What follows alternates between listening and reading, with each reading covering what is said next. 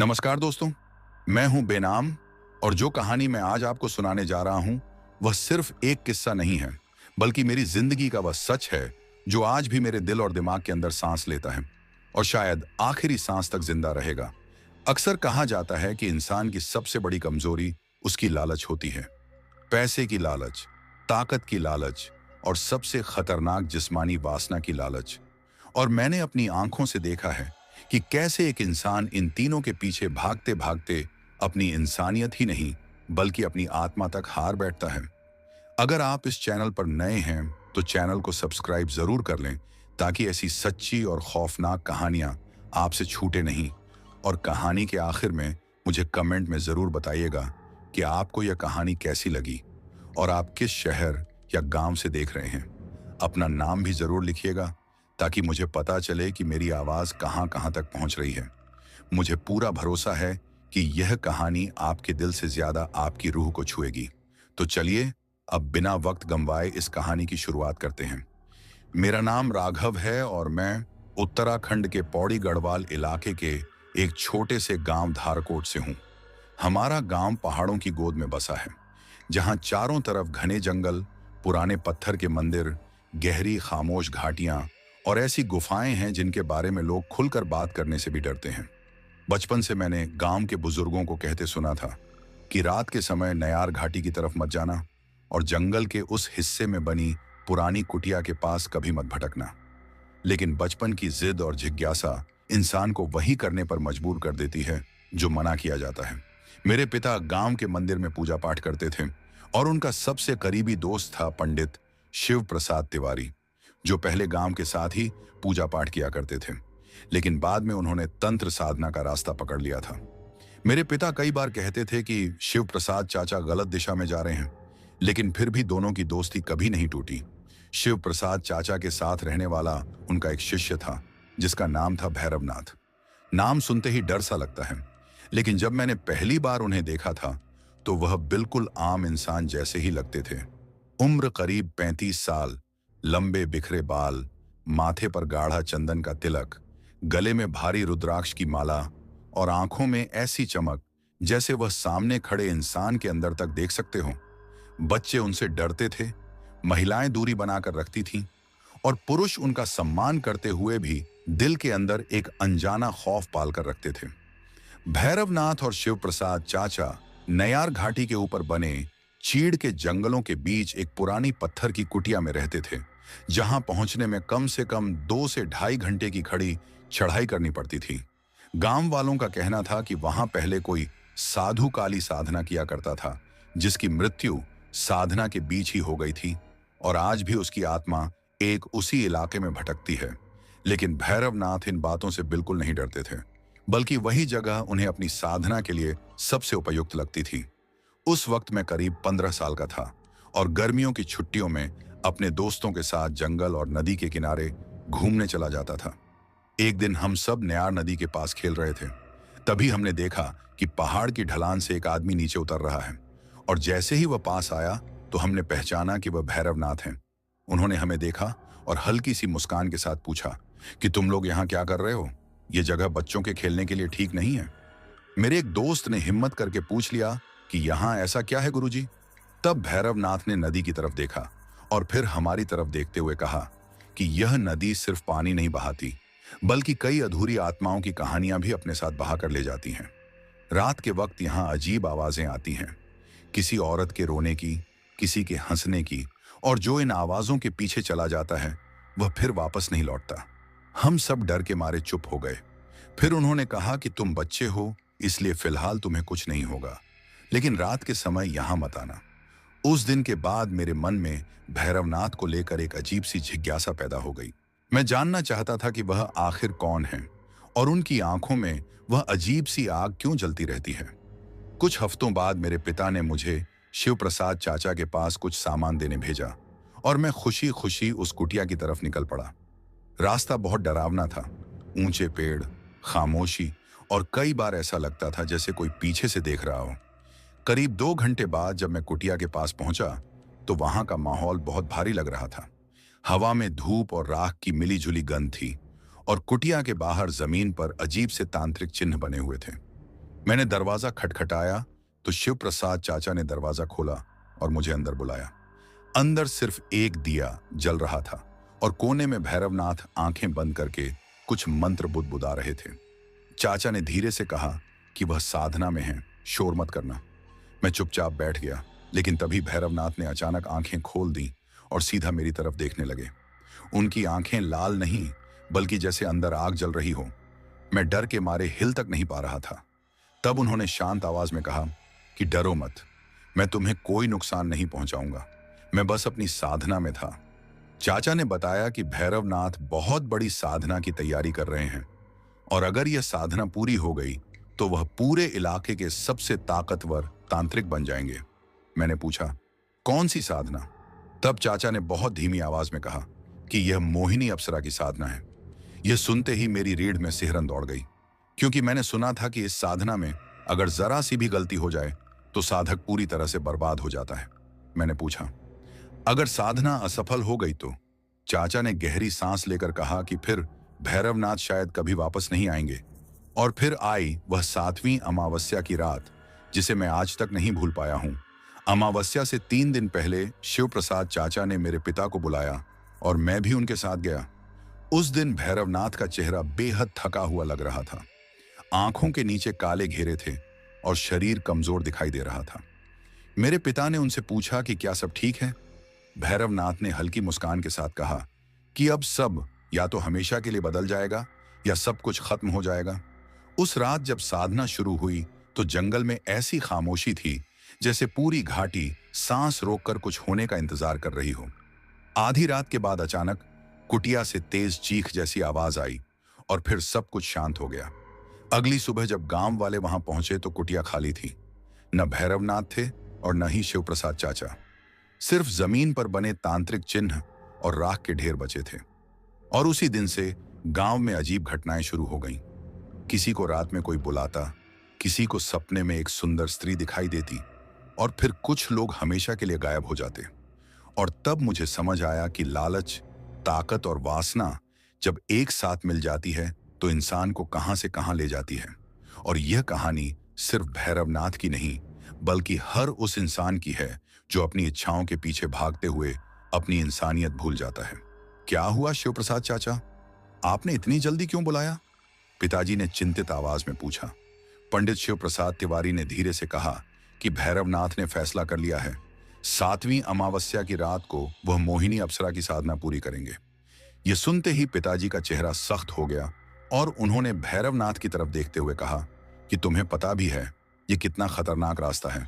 यह साधना इंसान को इंसान नहीं रहने देती, यह उसे अंदर से तोड़ देती है। लेकिन भैरवनाथ के चेहरे पर एक अजीब सी मुस्कान फैल गई और उनकी आवाज में अजीब सा आत्मविश्वास था। उन्होंने कहा कि डर उन्हें लगता है जो कमजोर होते हैं पंडित जी। मैंने 15 साल तंत्र विद्या सीखी है और मुझे अच्छे से पता है कि मैं क्या कर रहा हूं। पिताजी ने सिर हिलाते हुए कहा कि तुम नहीं जानते भैरवनाथ, तुम बिल्कुल नहीं जानते। जो किसी अप्सरा को वश में करने की कोशिश करता है वह धीरे धीरे खुद उसी के वश में हो जाता है। यह प्रकृति का नियम है और इसे कोई नहीं बदल सकता।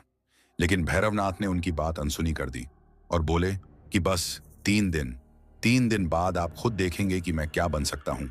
उस दिन हम सब वहां से वापस लौट आए, लेकिन उस रात मुझे नींद नहीं आई। मेरे दिमाग में बार बार यही सवाल घूम रहा था कि क्या सच में कोई अप्सरा प्रकट होगी, और अगर हुई तो वह कैसी दिखेगी। फिर आखिरकार 7वीं अमावस्या की रात आ ही गई। पूरे धारकोट गांव में अजीब सी खामोशी थी, जैसे हवा भी सांस लेना भूल गई हो। आसमान में एक भी तारा नहीं दिख रहा था और अंधेरा इतना घना था कि लालटेन की रोशनी भी कुछ कदम से आगे नहीं जा पा रही थी। शाम को पिताजी ने मुझसे सख्त लहजे में कहा कि राघव, आज रात घर से बाहर मत निकलना, समझे? मैंने हां में सिर हिलाया, लेकिन मेरे मन में एक ही जिद चल रही थी कि मुझे वहां जाना है और मुझे अपनी आंखों से देखना है कि आखिर वहां क्या होता है। रात करीब 11 बजे होंगे। माँ पिताजी सो चुके थे। मैं चुपचाप उठा, एक छोटी सी लालटेन ली और बिना किसी आवाज के घर से बाहर निकल गया। दिल बहुत तेज धड़क रहा था। मुझे पता था कि मैं गलत कर रहा हूं, लेकिन मेरी जिज्ञासा मुझ पर भारी पड़ रही थी। मैं नयार घाटी के ऊपरी रास्ते की तरफ चल पड़ा। चारों तरफ इतना अंधेरा था कि हर पेड़ और हर चट्टान किसी डरावनी परछाई जैसी लग रही थी। लालटेन की रोशनी में मेरी अपनी छाया भी किसी भूत की तरह हिलती हुई दिख रही थी। कई बार मन किया कि वापस लौट जाऊं, लेकिन पैर खुद ब खुद आगे बढ़ते रहे। आधे रास्ते पर मुझे अचानक लगा जैसे कोई मेरे पीछे पीछे चल रहा है। मैंने मुड़कर देखा तो वहां कोई नहीं था, लेकिन पत्तों के खड़कने और किसी के कदमों जैसी आवाजें साफ सुनाई दे रही थीं। मैंने लालटेन ऊपर उठाकर चारों तरफ देखा, लेकिन कुछ नजर नहीं आया। मैंने खुद को समझाया कि यह सिर्फ हवा है, लेकिन दिल के अंदर डर अपनी जगह बना चुका था। जब मैं पत्थर की साधना कुटिया के पास पहुंचा, तो दूर से ही मुझे एक अजीब सी लाल रोशनी दिखाई दी, जो नदी के किनारे से उठ रही थी। मैंने लालटेन बुझा दी और पेड़ों के पीछे छिपते हुए धीरे धीरे आगे बढ़ा। वहां पहुंचकर जो मैंने देखा, वह मेरी कल्पना से कहीं ज्यादा भयानक था। नदी के किनारे एक बड़ा सा यज्ञ कुंड बना हुआ था, जिसमें तेज आग जल रही थी।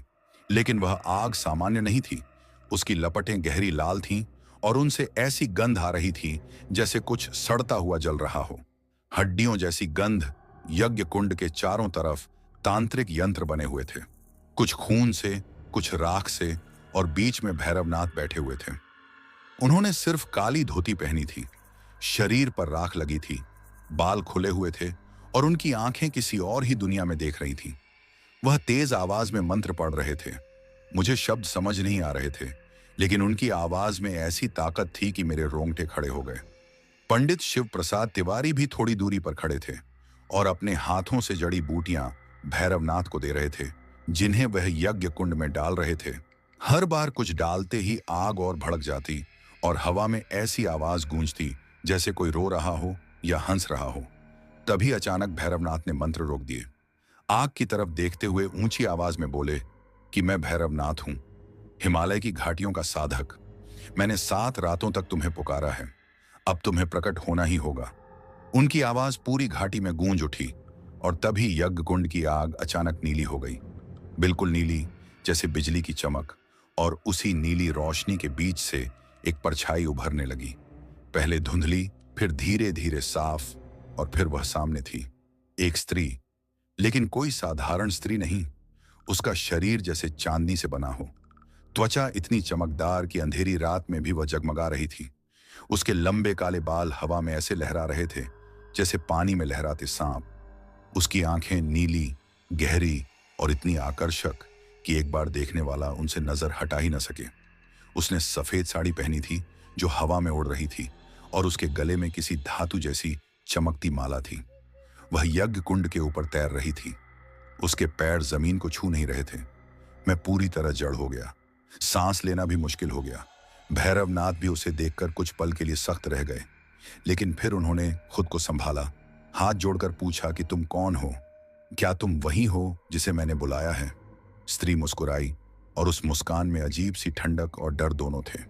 उसने मधुर लेकिन भारी आवाज में कहा कि मैं मोहिनी हूं, स्वर्ग की अप्सरा। तुमने मुझे पुकारा और मैं आ गई। भैरवनाथ की आंखों में जीत की चमक आ गई और उन्होंने कहा कि मेरी साधना सफल हो गई।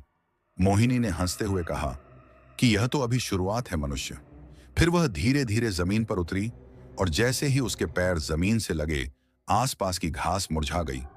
वह भैरवनाथ के पास आई और उसकी चाल किसी नृत्यांगना जैसी थी, लेकिन हर कदम के साथ हवा में अजीब सी सरसराहट थी। उसने भैरवनाथ की आंखों में झांकते हुए कहा कि मैं तुम्हारे मन की हर इच्छा देख सकती हूँ, तुम्हारी लालसा, तुम्हारा घमंड, सब कुछ। भैरवनाथ ने गर्व से कहा कि मुझे धन चाहिए, ताकत चाहिए और इस दुनिया में सबसे ऊपर का स्थान चाहिए। मोहिनी हंसी और बोली कि सिर्फ इतना? इतनी बड़ी साधना सिर्फ इसके लिए? फिर उसने भैरवनाथ के कंधे पर हाथ रखा और जैसे ही उसका स्पर्श हुआ, भैरवनाथ का शरीर कांप उठा। मोहिनी ने धीरे से कहा कि मैं तुम्हें सब कुछ दूंगी, लेकिन एक शर्त है। भैरवनाथ ने पूछा, कौन सी शर्त? मोहिनी ने उनके कान में फुसफुसाया कि तुम पूरी तरह मेरे हो जाओगे। तुम्हारा मन, शरीर और आत्मा सब मेरे होंगे। कुछ पल की चुप्पी रही। मेरा दिल जोर जोर से धड़क रहा था और मैं चाहता था कि चिल्लाकर उन्हें रोकूं, लेकिन मेरी आवाज गले में ही अटक गई। आखिरकार भैरवनाथ ने सिर हिलाकर कहा कि मुझे मंजूर है। मोहिनी मुस्कुराई, लेकिन इस बार उस मुस्कान में अंधेरा छुपा था। उसने कहा कि आज से तुम मेरे साधक हो और मैं तुम्हारी सिद्धि, मैं तुम्हारे साथ रहूंगी, लेकिन याद रखना, जब तक तुम मुझे खुश रखोगे तभी तक मैं तुम्हारे साथ हूं। फिर उसने हवा में हाथ घुमाया और यज्ञ कुंड की आग बुझ गई। चारों तरफ अंधेरा छा गया और उसी अंधेरे में उसकी आवाज गूंजी कि जिस दिन तुमने मुझे नाराज किया, उस दिन तुम्हारी आत्मा भी बुझ जाएगी। मैं वहां से भागा, जितनी ताकत थी उतनी तेजी से। उस रात घर पहुंचकर मैं बिस्तर पर लेटा रहा, लेकिन आंखों के सामने मोहिनी का चेहरा, उसकी आंखें और उसके शब्द घूमते रहे। मुझे तब नहीं पता था कि यह सब आगे चलकर कितनी भयानक सच्चाई में बदलने वाला है। क्योंकि उस अमावस्या के बाद भैरवनाथ इंसान नहीं रहे, वह कुछ और बन चुके थे। और गांव में धीरे धीरे ऐसी घटनाएं शुरू होने वाली थीं जिनकी कोई कल्पना भी नहीं कर सकता था। मैं किसी को यह नहीं बता सकता था कि उस रात मैंने क्या देखा था, क्योंकि कौन विश्वास करता। और अगर पिताजी को पता चल जाता कि मैं चोरी छिपे पत्थर की साधना कुटिया तक गया था, तो मेरी बहुत बुरी हालत हो जाती। लेकिन एक बात थी जो मेरे दिमाग में लगातार घूम रही थी कि भैरवनाथ उस रात के बाद लगातार 2-3 दिन तक कुटिया से बाहर नहीं निकले थे, और पंडित शिव प्रसाद तिवारी भी गांव में दिखाई नहीं दिए थे। मैंने पिताजी से पूछा कि शिव प्रसाद चाचा कैसे हैं, तो पिताजी ने गहरी सांस लेकर कहा कि खबर भेजी है कि भैरवनाथ की तबीयत ठीक नहीं है। बड़ी साधना के बाद ऐसा हो जाता है।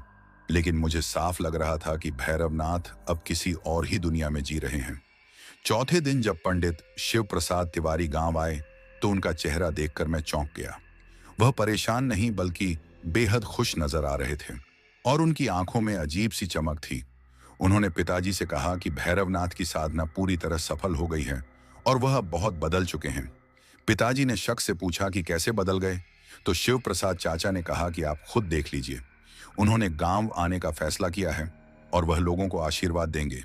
यह सुनकर मेरा दिल जोर से धड़क उठा, क्योंकि मुझे पता था कि उनके साथ क्या आया है। अगली सुबह पूरे धारकोट गांव में हलचल मच गई। हर तरफ यही चर्चा थी कि एक बड़े तांत्रिक आ रहे हैं जो लोगों की परेशानियां दूर कर सकते हैं।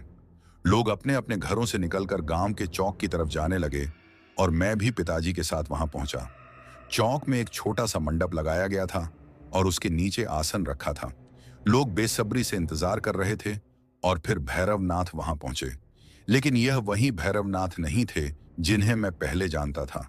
पहले वह साधारण कपड़ों में रहते थे, लेकिन आज उन्होंने चमकदार भगवा वस्त्र पहने थे। गले में भारी मालाएं थीं, माथे पर बड़ा सा चंदन तिलक था, और उनकी आंखों में अजीब सी तेज रोशनी झलक रही थी। वह मंडप में बैठ गए और पंडित शिव प्रसाद तिवारी उनके पास खड़े हो गए। फिर लोग एक एक करके सामने आने लगे। कोई बीमारी से परेशान था, कोई पैसों की तंगी से, कोई घर के झगड़ों से, और भैरवनाथ सबको ऐसे देख रहे थे जैसे उनके मन की किताब खुली पड़ी हो। सबसे पहले रामू काका आए, जिनका बेटा कई महीनों से बीमार था। भैरवनाथ ने कुछ पल आंखें बंद की और फिर बोले कि तुम्हारे बेटे पर नजर लगी है, और वह भी उसी पड़ोसी की जिसने तुम्हारे घर के सामने नीम का पेड़ लगाया है। मैं ताबीज देता हूं, उसे 7 दिन तक बांध कर रखना। रामू काका हैरान रह गए और बोले कि गुरुजी, आपको यह कैसे पता? चारों तरफ फुसफुसाहट फैल गई कि इनमें तो सच में दैवीय शक्ति है। उस दिन के बाद भैरवनाथ की ख्याति पूरे इलाके में फैल गई और दूर दूर से लोग आने लगे। कुछ ही हफ्तों में उनकी कुटिया के बाहर हमेशा भीड़ लगी रहती थी, और धन ऐसे आने लगा जैसे बारिश हो रही हो।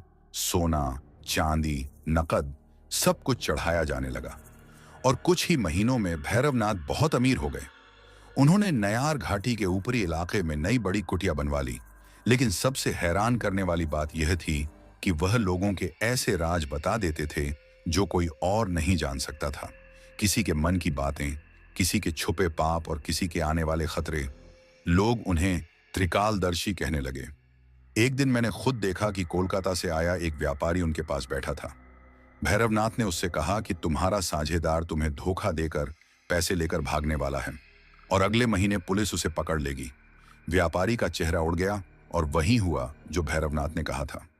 इसके बाद लोगों की आस्था और बढ़ गई और वह तांत्रिक से संत बन गए। लेकिन मैं जानता था कि यह सब उनकी शक्ति नहीं, बल्कि मोहिनी की वजह से था। एक रात फिर से मैं चुपचाप कुटिया के पास गया और खिड़की से अंदर झांका तो देखा कि भैरवनाथ के सामने मोहिनी बैठी थी। वही सफेद साड़ी, खुले बाल और चेहरे पर रहस्यमयी मुस्कान। वह उनके बहुत करीब बैठकर उनके कान में कुछ कह रही थी और मैं बस इतना सुन पाया कि कल एक औरत आएगी जिसके पति ने खजाना छुपाया है। तब मुझे समझ आया कि सारे राज मोहिनी ही बता रही थी। फिर मोहिनी ने भैरवनाथ का चेहरा अपने हाथों में लिया और कहा कि तुम मेरे हो और जो कुछ भी तुम्हारे पास है वह सब मेरी देन है। भैरवनाथ ने सिर झुका दिया और कहा कि वह कभी नहीं भूलेंगे। फिर मोहिनी ने उनके माथे को छुआ और भैरवनाथ का शरीर कांप उठा। उनकी आंखें बंद हो गईं और चेहरे पर अजीब सा भाव आ गया, डर और सुख का मिला जुला रूप। मोहिनी ने कहा कि आज रात उसे पूरी तरह भैरवनाथ चाहिए और मैं वहां से भाग गया। समय बीतता गया और भैरवनाथ की प्रसिद्धि पूरे उत्तराखंड में फैल गई। बड़े नेता, व्यापारी और विदेशी तक उनके पास आने लगे, लेकिन उनके चेहरे से धीरे धीरे रौनक खत्म होने लगी। वह थके हुए और खोखले दिखने लगे, जैसे कोई उनकी ऊर्जा खींच रहा हो। एक दिन पंडित शिव प्रसाद तिवारी पिताजी के पास आए और घबराकर बोले कि भैरवनाथ रात को किसी से बात करते हैं, जबकि वहां कोई नहीं होता। कभी हंसते हैं, कभी रोते हैं और कई बार उनके शरीर पर खरोंच के निशान होते हैं। पिताजी ने गंभीर होकर कहा कि यह सब उसी साधना का नतीजा है और अब उन्हें इससे बाहर निकालना होगा। लेकिन भैरवनाथ खुद इसे छोड़ना नहीं चाहते थे। एक साल बीतते बीतते वह सब कुछ पा चुके थे, लेकिन खुशी पूरी तरह खो चुके थे। हर रात मोहिनी आती और हर रात कुछ मांगती, कभी धन, कभी किसी की बलि, और भैरवनाथ मजबूरी में सब करता रहा। एक रात मैंने देखा कि मोहिनी उनके गले में हाथ डाले खड़ी थी और भैरवनाथ रोते हुए कह रहे थे कि वह थक चुके हैं और अब आजादी चाहते हैं। लेकिन मोहिनी हंसकर बोली कि उन्होंने ही यह रास्ता चुना था और अब इसकी कीमत चुकानी होगी।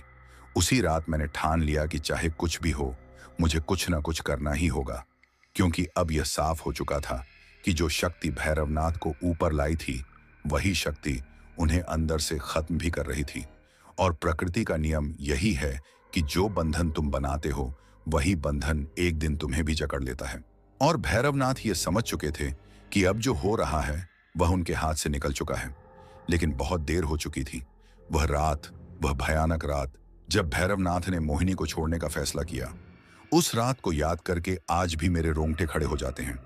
बात उस दिन की है जब भैरवनाथ के पास एक औरत आई थी। वह एक गरीब विधवा थी और उसके साथ उसका छोटा सा बेटा था, करीब 7-8 साल का। वह भैरवनाथ के चरणों में गिर पड़ी और रोते हुए बोली, गुरुजी, मेरे बेटे को बचा लीजिए। डॉक्टर कह रहे हैं कि इसे बहुत गंभीर बीमारी है। मेरे पास इलाज के पैसे नहीं हैं। आप ही मेरी आखिरी उम्मीद हैं। भैरवनाथ ने उस बच्चे को ध्यान से देखा। बच्चा बहुत कमजोर लग रहा था, पीला, सूखा हुआ, आंखों में मासूमियत थी जो किसी का भी दिल पिघला दे। भैरवनाथ ने आंखें बंद कर लीं और मुझे पता था कि वह भीतर ही भीतर मोहिनी की आवाज सुन रहे हैं। कुछ देर बाद उन्होंने आंखें खोलीं और उनके चेहरे पर अजीब सा भाव था, जैसे कोई बहुत बड़ा फैसला लेने की मजबूरी हो। उन्होंने कहा कि तुम्हारे बेटे को बचाया जा सकता है, लेकिन इसकी कीमत बहुत भारी होगी। औरत ने बिना एक पल सोचे कहा कि मैं कुछ भी दूंगी गुरुजी। मेरे पास पैसे नहीं हैं, लेकिन मैं अपनी जान भी दे सकती हूं। भैरवनाथ कुछ पल चुप रहे, फिर धीमी आवाज में बोले, मुझे सोचने दो, कल आना। औरत बच्चे को लेकर चली गई और उस दिन पहली बार मैंने भैरवनाथ के चेहरे पर असली दर्द और बेचैनी देखी। वह बहुत परेशान लग रहे थे। उसी रात मैं फिर से चीड़ के जंगल में बनी पत्थर की साधना कुटिया के पास गया। मुझे लग रहा था कि आज कुछ बहुत बड़ा होने वाला है। रात बहुत गहरी हो चुकी थी। कुटिया के भीतर से आवाजें आ रही थीं, भैरवनाथ की और मोहिनी की। मैं खिड़की के पास गया और अंदर झांका। मोहिनी वहां थी, हमेशा की तरह खूबसूरत, लेकिन आज उसकी आंखों में अजीब सी भूख और क्रूर चमक थी। वह भैरवनाथ के बहुत पास बैठी थी। भैरवनाथ ने भारी आवाज में कहा, वह औरत, उसका बेटा मर रहा है। तुमने मुझे क्या बताया था? मोहिनी मुस्कुराई और बोली, मैंने तुम्हें सच बताया था। उस बच्चे को बचाने का सिर्फ एक तरीका है, उस औरत की जान। अगर वह अपनी जान दे देगी तो उसके प्राण बच्चे में चले जाएंगे। भैरवनाथ का चेहरा सख्त हो गया। मतलब मुझे उससे कहना होगा कि वह खुद को मार दे। मोहिनी ने उनके गाल पर हाथ फेरते हुए कहा, हाँ, और तुम जानते हो वह मान जाएगी। वह अपने बेटे के लिए कुछ भी कर सकती है और फिर उसकी आत्मा मेरी होगी। मैं उसे खा जाऊंगी। भैरवनाथ का चेहरा पीला पड़ गया। नहीं, यह गलत है, मैं यह नहीं कर सकता। मोहिनी की मुस्कान तुरंत गायब हो गई। उसकी आंखें सिकुड़ गईं और आवाज ठंडी हो गई। तुम नहीं कर सकते। तुम भूल गए कि तुम कौन हो। तुम मेरे हो और तुम वही करोगे जो मैं कहूंगी। भैरवनाथ ने सिर हिलाया और कांपती आवाज में बोले, नहीं, मैं इतना नीचे नहीं गिरा हूं। मैं किसी निर्दोष की जान नहीं ले सकता। तभी कुटिया के भीतर बर्फ जैसी ठंडी हवा का झोंका आया। दिए बुझ गए, अंधेरा छा गया और उसी अंधेरे में मोहिनी की भयानक आवाज गूंजी। अब वह मीठी नहीं थी। तुम मना कर रहे हो। तुम, जिसने मुझे बुलाया था, जिसने मुझसे सब कुछ लिया। भैरवनाथ की आवाज कांप रही थी, लेकिन उन्होंने हिम्मत जुटाकर कहा, मैंने तुमसे बहुत कुछ लिया, लेकिन अब बस, मैं और नहीं कर सकता। मैं अपनी आत्मा पूरी तरह खोना नहीं चाहता। मोहिनी की हंसी गूंजी, ऐसी जैसे कांच छटक रहा हो। आत्मा? भैरवनाथ, तुम्हारी आत्मा तो उसी दिन खत्म हो गई थी जब तुमने मुझे बुलाया था। अब तुम सिर्फ एक खोल हो और वह खोल भी मेरा है। तभी कुटिया में नीली और डरावनी रोशनी फैल गई और उस रोशनी में मैंने मोहिनी को उसके असली रूप में देखा। उसका चेहरा विकृत था, आंखें लाल थीं, बाल जैसे सांपों की तरह हिल रहे थे और चारों तरफ काली आभा फैली थी। वह भैरवनाथ के बिल्कुल करीब आई, इतनी करीब कि उनके चेहरे छूने लगे और फुसफुसाकर बोली, तुम मुझे छोड़ना चाहते हो? ठीक है, छोड़ दो, लेकिन याद रखना, जो मुझे छोड़ता है उसे मैं भी छोड़ देती हूं, पूरी तरह से। उसकी आत्मा, उसका मन, उसका शरीर, सब कुछ। भैरवनाथ ने नजरें फेर लीं और बोले, तो छोड़ दो, मुझे फर्क नहीं पड़ता। मोहिनी ने गुर्राने जैसी आवाज निकाली और बोली, ठीक है, तुम्हारी मर्जी, लेकिन याद रखना, जो मेरा होता है वह हमेशा मेरा ही रहता है। भले ही मैं उसे छोड़ दूं, लेकिन वह मुझे कभी नहीं छोड़ पाता। और फिर वह हवा में घुल गई। बस उसकी हंसी दीवारों से टकराती रह गई। भैरवनाथ वहीं जमीन पर बैठे रह गए। उनके हाथ कांप रहे थे और आंखों में आंसू थे। मैं भी वहां से भाग आया। दिल बहुत घबराया हुआ था। मुझे लग रहा था कि अब कुछ बहुत बुरा होने वाला है। अगली सुबह वही औरत फिर आई। उसके साथ वही बीमार बच्चा था। उस दिन भैरवनाथ बहुत बदले हुए लग रहे थे। चेहरा पीला, आंखों के नीचे गहरे काले घेरे, जैसे पूरी रात सोए ही ना हो। औरत ने चरणों में सिर रखा और पूछा, गुरुजी, आपने सोच लिया? भैरवनाथ ने पहले बच्चे को देखा, फिर उस औरत को, फिर लंबी सांस लेकर बोले, मैं तुम्हारे बेटे को बचा सकता हूं, लेकिन मुझे कुछ दिन चाहिए। मुझे कोई और तरीका ढूंढना होगा।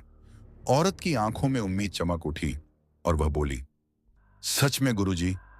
भैरवनाथ ने सिर हिलाया और कहा, हां, लेकिन तुम्हें धैर्य रखना होगा। औरत हाथ जोड़कर चली गई। उसके बाद से भैरवनाथ लोगों से बहुत कम मिलने लगे।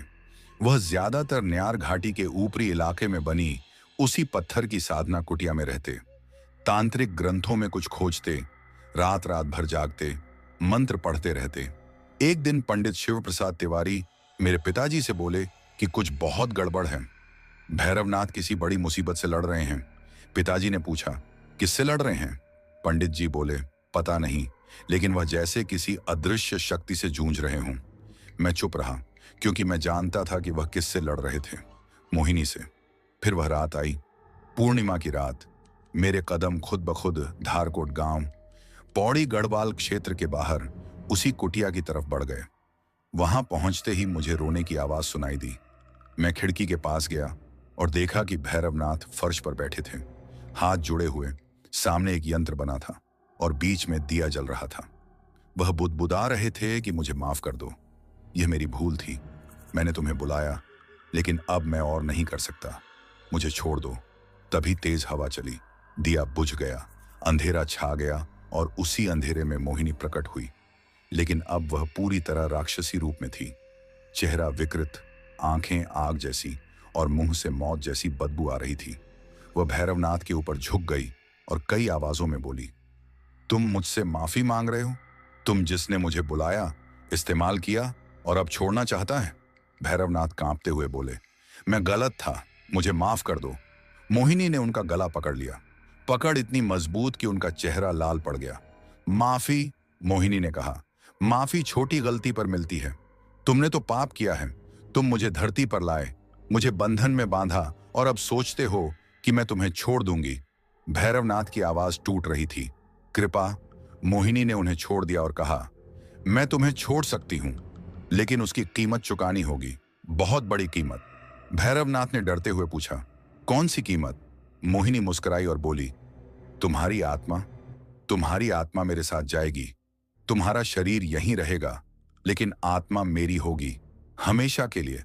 भैरवनाथ के चेहरे पर खौफ फैल गया। नहीं, यह नहीं हो सकता, मोहिनी बोली। हो सकता है और होगा भी, लेकिन अभी नहीं। पहले मैं तुम्हें जीते जी नरक दिखाऊंगी, तुम्हें इतना तड़पाऊंगी कि तुम खुद मौत मांगोगे। उसने भैरवनाथ के माथे पर उंगली रखी और छूते ही भैरवनाथ चीख पड़े। उनका शरीर जैसे जलने लगा, वह तड़पने लगे। मोहिनी बोली, यह दर्द अब हर सांस के साथ रहेगा। तुम खाओगे तो दर्द, सोओगे तो दर्द, जागोगे तो दर्द, और सबसे बुरा, तुम किसी को कुछ बता नहीं पाओगे, क्योंकि जिस पल तुमने किसी को बताया, मैं उस इंसान को मार दूंगी। भैरवनाथ फर्श पर लुढ़क रहे थे, मुंह से खून निकल रहा था। मोहिनी ने आखिरी बार उन्हें देखा और कहा, अब से तुम मुझे देख नहीं पाओगे, लेकिन मैं हमेशा तुम्हारे साथ रहूंगी, तुम्हारे कानों में, तुम्हारे सपनों में। तुम मुझसे कभी मुक्त नहीं हो पाओगे। और उसकी हंसी के साथ वह गायब हो गई। मैं वहीं जड़ बनकर खड़ा रह गया। मेरे पैर जैसे पत्थर हो गए थे, मैं हिल भी नहीं पा रहा था। भैरवनाथ फर्श पर पड़े हुए थे और उनका पूरा शरीर झटकों के साथ कांप रहा था। आंखों में ऐसा खालीपन था जैसे उनकी आत्मा सचमुच बुझ चुकी हो। मैं नहीं जानता कि मैं वहां कितनी देर खड़ा रहा, लेकिन जब मुझे होश आया तो आसमान में हल्की रोशनी फैलने लगी थी और सुबह होने वाली थी। मैं डर के मारे भागकर घर पहुंचा। उस दिन के बाद भैरवनाथ फिर कभी पहले जैसे नहीं रहे। वह पूरी तरह बदल चुके थे और जो कुछ उनके साथ हुआ था वह इतना भयानक था कि आज भी उसे याद करके मेरी रूह कांप जाती है। लोग कहते हैं कि मौत सबसे बड़ी सजा होती है, लेकिन मैंने अपनी आंखों से देखा कि जब इंसान जिंदा रहता है और उसकी आत्मा मर जाती है तो वह मौत से भी बदतर हालत होती है। और भैरवनाथ उसी हालत में जी रहे थे। वह सांस ले रहे थे, लेकिन उनके भीतर कुछ भी जीवित नहीं बचा था। उस रात के बाद उनकी जिंदगी एक धीमी और दर्दनाक सजा बन गई थी और मैं यह सब देख रहा था। शायद मुझे नहीं देखना चाहिए था, लेकिन मैं हर दिन उस पत्थर की साधना, कुटिया, चीड़ के जंगल में के आसपास मंडराता रहता था, क्योंकि कहीं ना कहीं मुझे डर था कि भैरवनाथ अपने साथ कुछ गलत न कर लें। अगली सुबह पंडित शिव प्रसाद तिवारी कुटिया में गए तो उन्होंने भैरवनाथ को फर्श पर बेसुध पड़ा पाया। उनके शरीर पर अजीब अजीब निशान थे, जैसे किसी ने उन्हें जलाया हो या नुकीली चीजों से खरोंचा हो। पंडित जी घबरा गए। उन्होंने उन्हें उठाकर पानी पिलाया और कुछ देर बाद भैरवनाथ को होश आया। पंडित जी ने पूछा कि यह सब कैसे हुआ और शरीर पर यह निशान कैसे आए, लेकिन भैरवनाथ कुछ बोले नहीं, बस खाली नजरों से सामने देखते रहे, जैसे वह वहां मौजूद ही न हो। पंडित जी ने फिर कहा कि मुझसे बात करो, लेकिन भैरवनाथ ने धीमी आवाज में सिर्फ इतना कहा कि वह बहुत थक गए हैं। पंडित जी समझ गए कि कुछ बहुत गलत हो चुका है। अगले कुछ दिन और भी डरावने थे, क्योंकि भैरवनाथ ने लोगों से मिलना लगभग बंद कर दिया। वह नयार घाटी के ऊपरी इलाके में बनी उसी कुटिया में अकेले अंधेरे में बैठे रहते, किसी से बात नहीं करते और बाहर आने से इनकार कर देते। एक दिन वही सेठ आया जिसका साझेदार उसे धोखा देने वाला था और जो अब सब कुछ ठीक होने पर धन्यवाद कहने आया था। उसने कहा कि गुरुजी, आपकी बात सच निकली और मेरा पैसा वापस मिल गया। लेकिन भैरवनाथ की आंखों में न खुशी थी न संतोष। उन्होंने कठोर आवाज में कहा कि यहां से चले जाओ और उनसे दूर रहो। सेठ घबरा गया और बिना कुछ कहे लौट गया। गांव में बातें फैलने लगीं कि गुरुजी पर कुछ आ गया है या उनका दिमाग बिगड़ गया है। मैं हर रात कुटिया के पास जाता और जो मैं वहां देखता वह मेरी सोच से भी ज्यादा भयानक होता।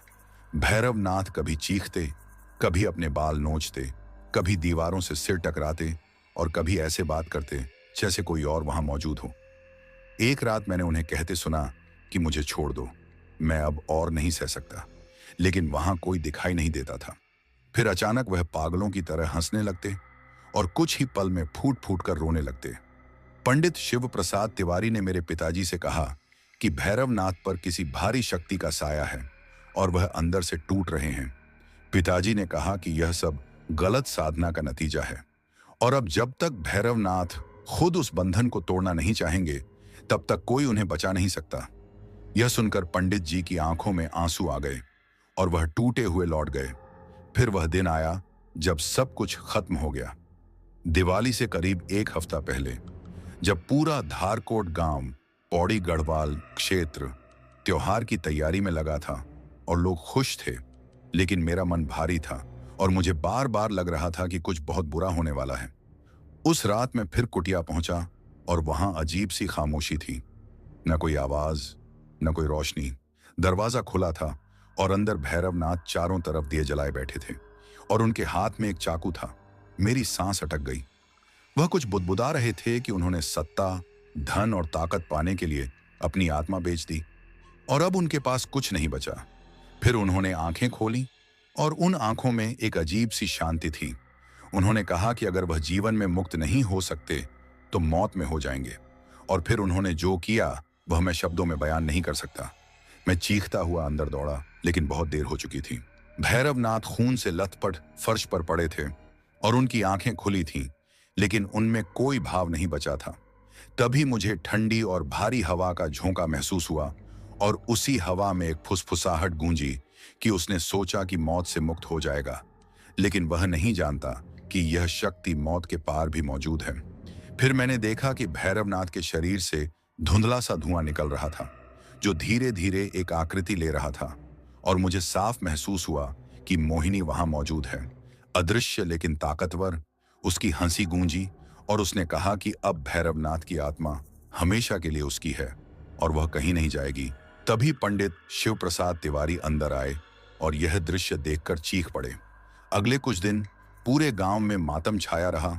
अंतिम संस्कार हुआ और लोग कहते रहे कि एक बड़ा तांत्रिक चला गया, लेकिन मैं जानता था कि वह महान नहीं बल्कि एक इंसान था जिसने गलत रास्ता चुना और उसकी भारी कीमत चुकाई।